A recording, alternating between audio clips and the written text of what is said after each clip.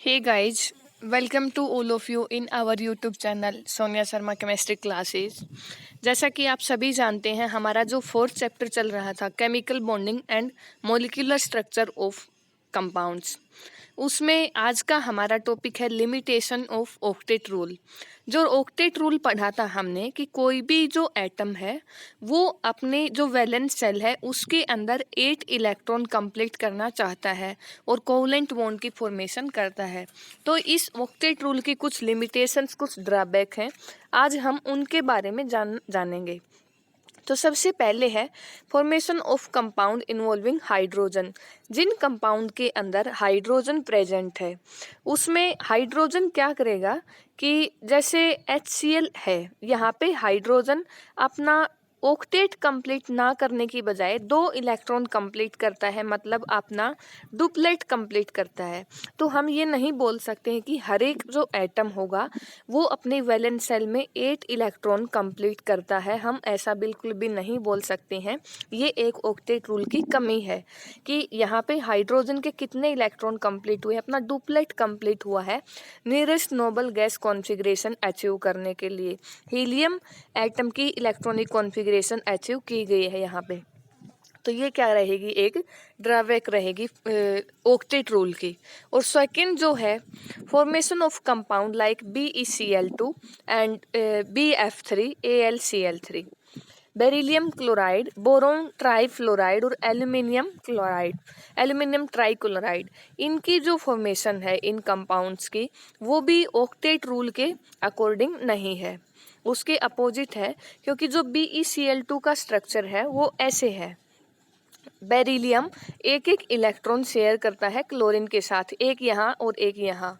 Beryllium ने अपने 2 electron share किए हैं एक एक क्लोरीन के साथ, और इसका स्ट्रक्चर ऐसे बनता है। यहाँ पे बेरिलियम के 8 इलेक्ट्रॉन कंप्लीट नहीं हैं, बेरिलियम 4 इलेक्ट्रॉन है इसके अराउंड। तो ये भी क्या हुआ, वॉयलेट हुआ, किसके, ऑक्टेट रूल के अकॉर्डिंग नहीं है, ऑक्टेट रूल के अपोजिट वॉयलेट है ये।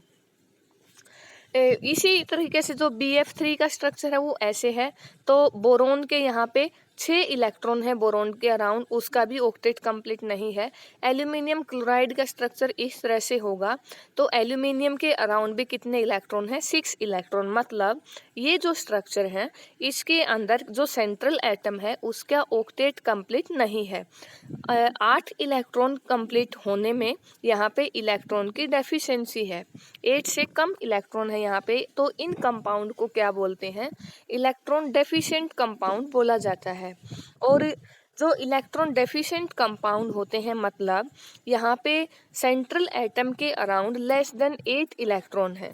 अगर सेंट्रल एटम के अराउंड लेस देन 8 इलेक्ट्रॉन्स हैं तो इन कंपाउंड को बोला जाता है हाइपोवैलेंट कंपाउंड। अगर आपसे पूछा जाए हाइपोवैलेंट कंपाउंड क्या होते हैं, मतलब जिन भी स्ट्रक्चर के अंदर जो कोवलेंट बॉन्ड बने हुए हैं वो सेंट्रल एटम के अराउंड अगर लेस देन 8 इलेक्ट्रॉन है तो कौन से कंपाउंड होंगे, इलेक्ट्रॉन डेफिशिएंट कंपाउंड या फिर हाइपोवैलेंट कंपाउंड। ये एग्जांपल आप बता सकते हो इसमें। नेक्स्ट जो लिमिटेशन रहेगी ऑक्टेट रूल की वो क्या है, formation of compound like PCl3 SF6 IF7 H2SO4। In compound की जब आप फॉर्मेशन देखते हो तो इसका स्ट्रक्चर सबसे पहले PCl5, फॉस्फोरस के अराउंड 5 क्लोरीन एटम अटैच हैं, 5 क्लोरीन एटम सराउंडेड हैं फॉस्फोरस के। तो फॉस्फोरस का ऑक्टेट कंप्लीट ना होने की बजाय उसके अराउंड कितने इलेक्ट्रॉन हैं, 10 इलेक्ट्रॉन आपको यहाँ पे दिख रहे हैं फास्फोरस, और 5 क्लोरीन लिखते हैं इसके अराउंड 3 4 5, 5 क्लोरीन एटम लिखे गए हैं। और फॉस्फोरस के वैलेंस सेल में 5 इलेक्ट्रॉन होते हैं, तो 5 क्लोरीन एटम के साथ ये इलेक्ट्रॉन शेयर करता है। और ऐसे ही एक एक इलेक्ट्रॉन हम किसका लिखेंगे, क्लोरीन का। तो फॉस्फोरस के अराउंड टोटल 10 इलेक्ट्रॉन हुए। SF6 का स्ट्रक्चर बनाते हैं सल्फर के अराउंड 6 फ्लोरीन एटम, तो टोटल 12 इलेक्ट्रॉन होंगे सल्फर के अराउंड। IF7 आयोडीन के अराउंड 7 फ्लोरीन एटम अटैच होंगे, तो 14 इलेक्ट्रॉन किसके अराउंड होंगे, आयोडीन। ऐसे ही H2SO4 सल्फ्यूरिक एसिड का अगर स्ट्रक्चर बनाते हैं, कैसे बनता है, sulphur double bond oxygen double bond oxygen, और O फिर यहाँ H OH एस इस तरीके से। तो सल्फर के अराउंड कितने इलेक्ट्रॉन, 2, 4, 6, 8, 10 और 12। फॉस्फोर सल्फर के अराउंड कितने, 12 इलेक्ट्रॉन्स यहाँ पे प्रेजेंट हैं। मतलब यहाँ पे इस एटम का जो सेंट्रल एटम है इन कंपाउंड्स के अंदर, उसका ऑक्टेट कंप्लीट है, उसकी बजाय उसके अंदर और ज़्यादा इलेक्ट्रॉन प्रेजेंट हैं, 8 से ज़्यादा इलेक्ट्रॉन हैं। तो वो कंपाउंड्स जिनके अंदर जिसके अराउंड क्या होगा, ग्रेटर देन 8 इलेक्ट्रॉन्स, अगर 8 से ज़्यादा इलेक्ट्रॉन प्रेजेंट है तो क्या बोलेंगे उन कंपाउंड को, हाइपर वैलेंट कंपाउंड बोला जाता है। पहले बताया था मैंने, लेस देन में क्या था, हाइपो, हाइपो मतलब लो, 8 से कम इलेक्ट्रॉन, और हायर में क्या है, हाइपर, हाइपर से आप हायर याद रख सकते हो, ग्रेटर देन 8 इलेक्ट्रॉन, उन कंपाउंड्स को क्या, हाइपर वैलेंट कंपाउंड बोलते हैं। एंड नेक्स्ट जो लिमिटेशन है, जो ड्रॉबैक रहेगी वो क्या है, formation of compound of noble gases. Noble gases के भी कंपाउंड बनते हैं। ऑक्टेट थ्योरी के अकॉर्डिंग क्या था कि कोई भी कंपाउंड है 8 इलेक्ट्रॉन्स कंप्लीट करने के लिए वैलेंस शेल में तो कंपाउंड कोवलेंट बॉन्ड की फॉर्मेशन करता है, इलेक्ट्रॉन शेयर करता है। लेकिन नोबल गैसेज के तो अपने खुद ही इलेक्ट्रॉन कंप्लीट होते हैं। नोबल गैसेज की जो कॉन्फ़िगरेशन है उसमें ऑक्टेट या डुप्लेट कंप्लीट होता है, हीलियम का डुप्लेट कंप्लीट होगा और बाकी जो गैसेज हैं उसमें क्या होगा, उसका ऑक्टेट कंप्लीट होगा। तो उसको तो कंपाउंड फॉर्मेशन की ज़रूरत है ही नहीं। फिर भी जो नोबल गैसेज के कंपाउंड है जैसे XeF2, जिनोन फ्लोराइड, डाइफ्लोराइड और टेट्राफ्लोराइड, और XeF6, जिनोन हेक्साफ्लोराइड, और KrF2, ये जो कंपाउंड बने हुए हैं, सॉरी XeF2 जो कंपाउंड है, ये जो कंपाउंड है इसमें जो जिनोन एटम था उसके तो पहले ही अपने ऑक्टेट कंप्लीट हो रखे हैं। तो इसका मतलब नोबल गैसेज ने कंपाउंड क्यों फॉर्मेशन किया, अगर हम ऑक्टेट थ्योरी देखें, ऑक्टेट रूल के अकॉर्डिंग देखें तो इसका कंपाउंड नहीं बनना चाहिए, लेकिन फिर भी जो नोबल गैसेज हैं उनके कंपाउंड की फॉर्मेशन होती है। तो ये किसके वॉयलेट में हुआ, ऑक्टेट थ्योरी के। एंड नेक्स्ट जो है लिमिटेशन, ओड इलेक्ट्रॉन बॉन्ड या फिर ओड इलेक्ट्रॉन मॉलिक्यूल। ऐसे भी मॉलिक्यूल की फॉर्मेशन हो रखी है जिसमें odd number of electron present हैं। जैसे कुछ यहाँ पे दे रखे हैं सम मॉलिक्यूल्स एंड आयन जिसके अंदर bonded atom contains odd number of electron between them. Bond जो बना हुआ है उसमें उस बॉन्ड के बीच में क्या है, 3 इलेक्ट्रॉन्स अगर वहाँ पे प्रेजेंट हैं, जैसे ओड नंबर ऑफ इलेक्ट्रॉन्स हैं उसके अंदर, तो bond thus present are called odd electron bond. तो उस बॉन्ड को क्या बोलते हैं, ओड इलेक्ट्रॉन बॉन्ड। और जो मॉलिक्यूल होंगे उसको क्या बोलेंगे, ओड इलेक्ट्रॉन मॉलिक्यूल। जैसे एग्जाम्पल के तौर पे हम देख सकते हैं नाइट्रिक ऑक्साइड जो मॉलिक्यूल है, नाइट्रोजन और ऑक्सीजन, इस तरीके से स्ट्रक्चर बनता है। यहाँ पे नाइट्रोजन के पास लोन पेयर, एक लोन पेयर ऑक्सीजन के पास, और एक ये डबल बॉन्ड, और फिर 3 इलेक्ट्रॉन यहाँ पे हैं। ओड क्या बोलेंगे इसको, ओड इलेक्ट्रॉन बॉन्ड बोलेंगे, जो 3 इलेक्ट्रॉन है इसके अंदर।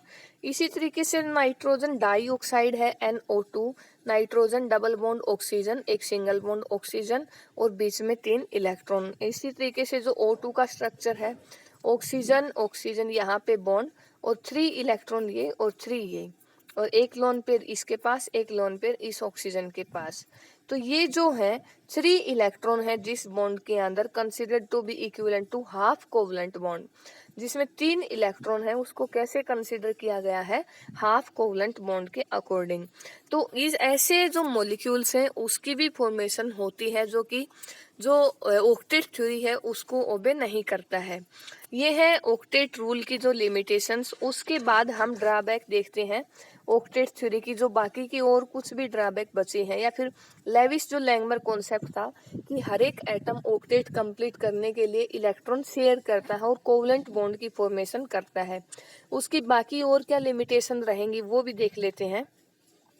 तो it could not explain how the atoms are held together in the molecules like H2Cl2 etc.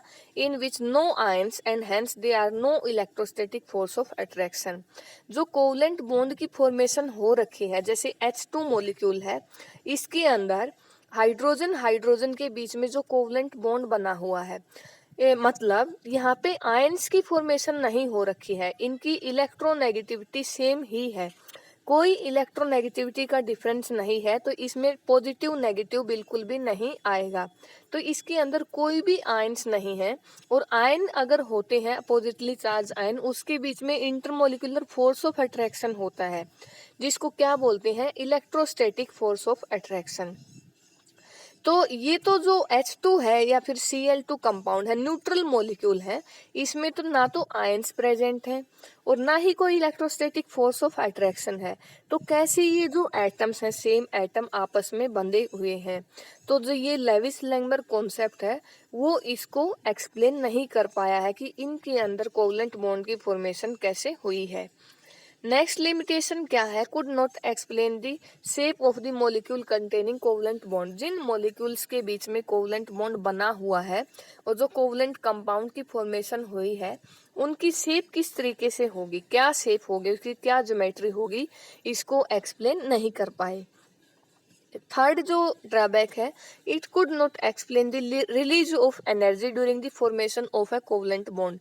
जब एक कोवलेंट बॉन्ड की फॉर्मेशन होती है, जब एटम्स आपस में कंबाइन होते हैं, तो हमने पढ़ा था आयनिक कंपाउंड्स में large amount of energy release होती है, जो हमने लैटिस एनर्जी पहले हम डिस्कस कर चुके हैं। लैटिस एनर्जी क्या थी, लार्ज अमाउंट ऑफ जो एनर्जी है, जब अपोजिटली चार्ज आयंस आपस में कंबाइन होकर आयनिक कंपाउंड बनाते हैं। तो इसमें जब कोवलेंट बॉन्ड बनता है, कोवलेंट कंपाउंड की फॉर्मेशन होती है, एटम्स आपस में कंबाइन होते हैं, तो एनर्जी तो मतलब उसमें रिलीज होनी चाहिए, लेकिन इस थ्योरी के अकॉर्डिंग जो अमाउंट ऑफ एनर्जी रिलीज, इसके बारे में कुछ भी नहीं बता पाया। और उससे आगे क्या है, could not explain why different amount of energy are release during the formation of different molecule. जब अलग अलग मॉलिक्यूल्स की फॉर्मेशन होगी, तो अलग अलग अमाउंट में एनर्जी रिलीज होगी। इन सभी के बारे में ये कुछ भी एक्सप्लेन नहीं कर पाया है। And why some molecules with less than 8 और मोर देन 8 इलेक्ट्रॉन, जो अभी हमने लिमिटेशन पढ़ी थी, हाइपरवैलेंट और हाइपोवैलेंट कंपाउंड की फॉर्मेशन कैसे हुई है और वो कंपाउंड कैसे स्टेबल है। किस कंपाउंड के अंदर तो सेंट्रल एटम का ऑक्टेट कंप्लीट है ही नहीं, और किसी कंपाउंड में सेंट्रल एटम के around more than 8 electrons present हैं। तो वो कंपाउंड कैसे स्टेबल हो सके, वो कंपाउंड्स कैसे स्टेबल हैं, इसके बारे में भी ये कोई जानकारी नहीं बता पाया। तो गाइज, ये था आज का हमारा टॉपिक। आई होप आपको ये अच्छे से समझ आया होगा। सो प्लीज चैनल को लाइक, शेयर और सब्सक्राइब जरूर कर देना। Thank you guys.